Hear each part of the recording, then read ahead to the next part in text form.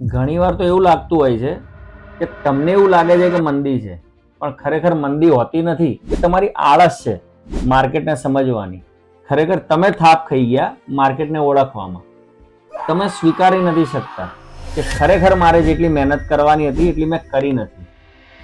કોઈ સરકારી નિયમ બદલાયો હોય ને બોસ આજે, તો એવું ક્યારેય નથી હોતું કે રાતોરાત એ ડિસિઝન લેવાતું હોય છે. એની વાતો અને ચર્ચાઓ ન્યૂઝપેપરમાં અને ન્યૂઝ ચેનલોમાં થતી જ હોય છે. પણ આપણી પાસે ક્યાં ટાઈમ છે સોશિયલ મીડિયા અને ગેમ્સમાંથી ઊંચા આવવાનો કે આપણે બધું જોઈએ? સાહેબ, કોઈ પ્રોડક્ટ આઉટડેટેડ થઈ ગઈ અથવા માર્કેટનો ટ્રેન્ડ બદલાઈ ગયો ત્યાં સુધી તમને ખબર ના પડી ને બોસ, તો તમે લાયક જ નથી કે તમે ધંધો કરો.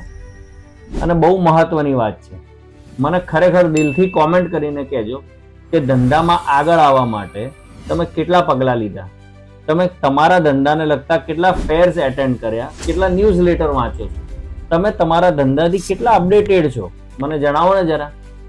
આ કંઈ જ આપણે કરવું નથી અને પછી મંદીના નામે રડવું.